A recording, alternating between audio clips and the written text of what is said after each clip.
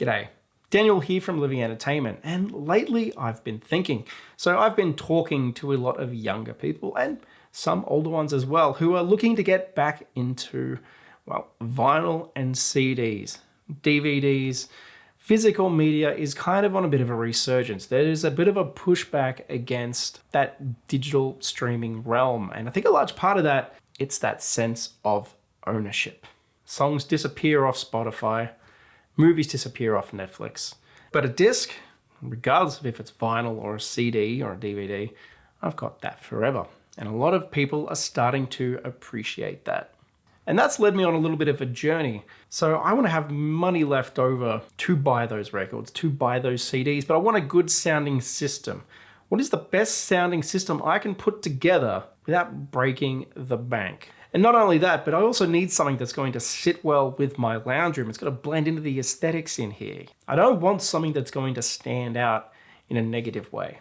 And I think I might have found just the combo.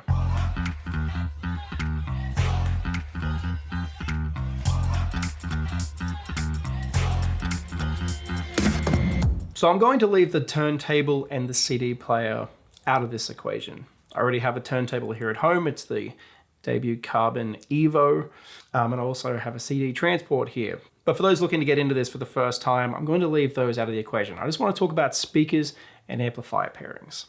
Now, for my amplifier of choice, I have settled on the Rotel A8, and for my speakers of choice, I've settled on the Encel Gelati.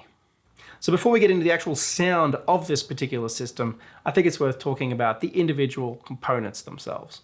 Now, for many, many years, Rotels' intro integrated amplifier of choice was the Rotel A8. It was an incredibly popular starter amplifier.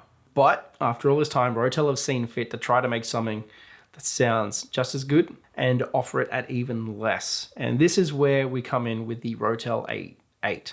It's an incredibly well-built feeling and looking system, especially for its recommended retail price here in Australia, at least, of $649. This does not feel like a budget amplifier. Something else I really love about this unit is it comes in both black and silver. I have the silver unit here, and it is not a fingerprint magnet, which is something that sounds quite small, but trust me, as someone who's touched a lot of amplifiers, it's not as uncommon as you might expect. But it's all about simplicity at the end of the day, and simple is exactly what this amplifier is. This is an all analog amplifier with only 4 inputs. And again, so none of those are digital. There's no Bluetooth or anything like that to be found here.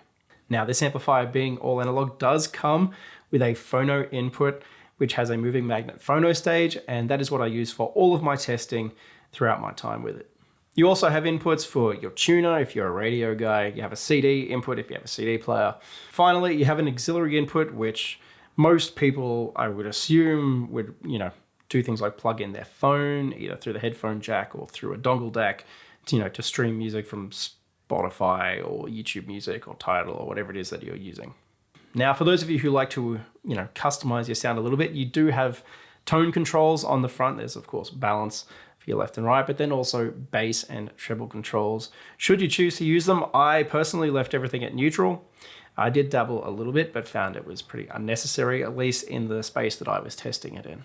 Now, one of my favorite user experience components of this amplifier, and something that I think stands out at this price, is that there's actually a ring of LEDs around the volume knob. So not only do you have a volume knob with relatively good knob feel, it's quite stiff and has a bit of resistance as you're turning it, but the LEDs not only light up as you turn the volume knob around, but they actually brighten the further it is. So it's almost like increments within increments. You might be at light 3, but have it at 2 stops of light out of 3, if that makes sense. It feels really good. And what it means is, despite the fact that this amplifier does not have a display, you can quickly at a glance from your lounge tell what volume level the amplifier is at, simply by looking at it and seeing where those lights are.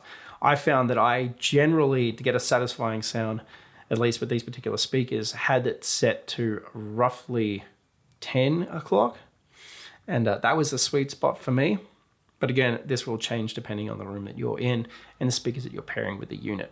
There's clearly been quite a lot of thought gone into the user experience of this amplifier, and that is really good to see on an entry-level system like this. Now with a power rating of 40 watts into 4 ohms and 30 watts into 8 ohms, you might assume that speaker pairing with this amplifier could be a little hit and miss, and that would be a very correct assumption. But that said, it's not about the number of watts so much as the quality of those watts. And this is a subject that I'll be diving into in the next video, where I try 3 more speakers with this particular amplifier. But there was one set of speakers I tried that I thought was particularly worth making its own video about, and that is the Encel Gelati.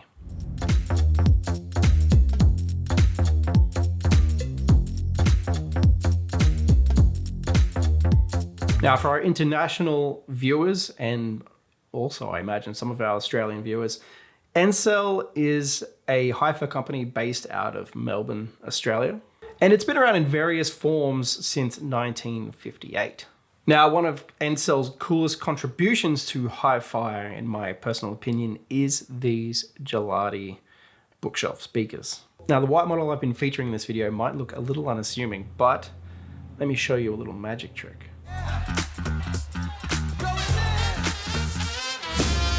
That's right, these speakers are customizable. And even beyond the grills, these speakers become even more customizable once you start taking into account the different cabinet colors you can get as well. My personal favorite is the caramel walnut with the pistachio green. I just really love those colors together. It kind of reminds me of like a pistachio ice cream in a cone, nice waffle cone. I don't know, anything that's going to make me think about that, I'm going to enjoy looking at. But this customization leads me back into that lifestyle element mentioned earlier. These are speakers you can tailor to your room before you've even bought them. You just pick the cabinet color that you want and the grill color that you want, and off you go to the races. And I think that's a real value add on top of the sound quality. Which, speaking of, in terms of specifications, these are a 2-way bookshelf speaker with a reflex port for the bass on the back. The bass driver is a 5-inch Kevlar cone, with the treble handled by a 1-inch dome tweeter. The speakers are rated with a frequency response of 50 Hz to 20 kHz and a sensitivity of about 86 dB.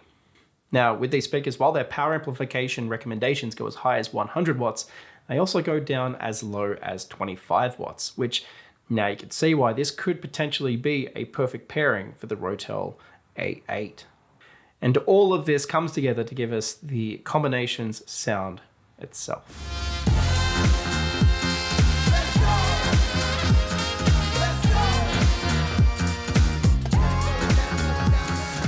So I'm going to start where I think this combination excels the most, and that is in its mid-range presentation. What this combination brings is quite a lush and creamy mid-range. It's not the most detailed mid-range in the world, which of course at this price point that's not going to be how it is, but it does have a level of smoothness to it which is very, very easy to appreciate. This comes through very much through guitars, as highlighted on Dark Side's Paper Trails off their Psychic album, which I will get to later. But then also in particular, I really noticed the gravity of the mid-range while listening to the Talking Heads Once in a Lifetime off the recent remaster of Stop Making Sense. There's a real natural timbre to David Byrne's voice, and despite the backing vocalists being quite, present in the sound mix as well, his vocals are very separate, despite them both kind of occupying the same tonality, if you know what I mean. There's not a lot of bleeding there in between of elements. The one downside I would say to these creamy mids is perhaps that the decay that I am particularly fond of in speaker pairings, not necessarily there. Everything has a very sharp, quick roll-off, but again, at this price point, I don't think, copious amounts of decay are something that I find particularly often, and it's not something that most people are going to even realize is missing. But that said, if you're someone who listens to a lot of male vocalists and a lot of acoustic cuts, the mid-range on this particular pairing does sound quite excellent. The other thing people always want to know off the bat is, how's the bass? And look, I'm not going to lie, this combination isn't going to blow your socks off. It's not the most big, deep, impactful bass sound that you've ever heard. And of course it's not. It's a small amplifier and a small set of bookshelf speakers. But for what they are, I was genuinely impressed listening to, again, Dark Side's Paper Trails. When the bass hits in that track, you do feel it hit. You do feel a drop. There is a noticeable expansion in the air in the room. You can feel it. It's not necessarily a punch to the gut, but it is definitely a noticeable presence. It's got a decent amount of texture to it as well, which I always appreciate. It may not necessarily be the most well controlled. The roll-off can be a little quick, much like the decay on the mid-range. But again, if you're listening to this setup casually, which is how most entry-level hi-fi enthusiasts do listen to their gear, it's kind of perfect because it's not going to be distracting, it's not overwhelming, and it's not something that you're going to have to tune. That said, if you do want to crank the bass up, which you can do, again, with that dial on the front of the A8, you can squeeze a little bit more bass performance out of these speakers. That said, it does get a little flabby around the edges if you do crank that dial up. I recommend leaving it on the neutral setting, but again, that's, up to you and your listening preferences and, of course, your room. However, where this did kind of blow my socks off and genuinely surprise me was in the treble information and the imaging department. So listening to Mitski's Working for the Knife off a Laurel Hell album, the imaging is incredibly strong, and not only is the actual instrumentation relatively well laid out in front of you, but there's height to it as well, which isn't something I often expect to hear on budget componentry. Having great imaging on budget speakers isn't new to me, but having different elevations in that imaging is definitely not something common. I'll put it that way. So that genuinely caught me off guard. What makes this track so great for testing imaging, though, is just like the sheer complexity. The instruments just keep getting layered one onto another, as the track keeps going on. There's guitars, there's more guitars, there's synthesizers, there's the backing vocals. There's so much going on, and the A8 manages to stay completely composed with the Gelati. And it leads to a full sound, it leads to a bold sound, and like I said, it's detailed enough to pick out where the instruments are. I'm not going to say that there's copious amounts of space between those instruments in the imaging, but everything's very clearly definable.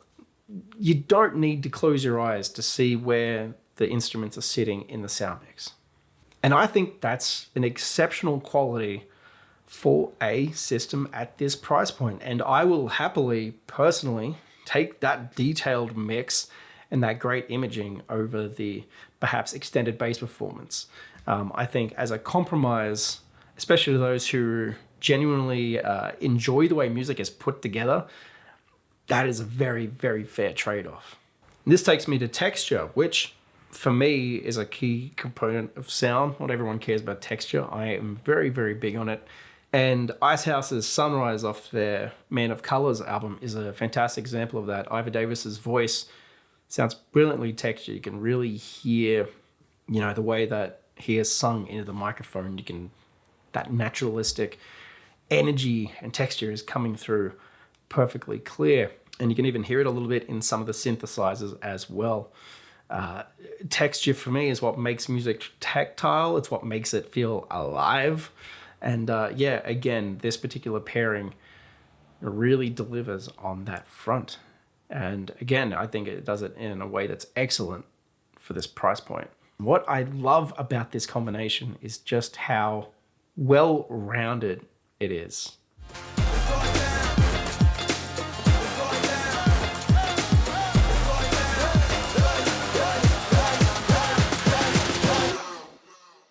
So altogether, what does this system sound like? What does all this mean? And for me, this system is very interesting as an entry-level system. Usually when I put together entry-level systems, I focus on the mid-range and the warmth. I focus on making something that's a very casual listen, something that doesn't make you prick your ears and go, oh, that's an interesting detail. You sit back and you go, oh, this feels nice. This system isn't that. This is a little taste of high-end audio. There is enough substance in that detail, in that imaging, in that texture. You really think about the music that you're listening to, but not to an extent that it's all you're doing. You could casually put this on in the background at a low volume and it sounds great. Turn it up, you get a bolder sound, and you get those little extra details and nuances. It's a really awesome little entry-level combination that I think is a fantastic place to start that hi-fi journey. And then when you factor in the customization of the Encel Gelati speakers and the little quality of life additions to the Rotel A8, like with the LED around the volume dial, you've got a system. It's just a fantastic place to start. And I don't know that for the price, I could put together a better balanced system. But I'd love to know your thoughts and opinions on this particular mix or other speakers that you've paired with the Rotel A8 and your experience. Let me know in the comments below. If you have any questions about this particular pairing or anything else we have at Living Entertainment, please reach out to us. Leave a comment below, hit us up by email, hit us up on socials. We're everywhere. Thank you very much for watching, and bye for now.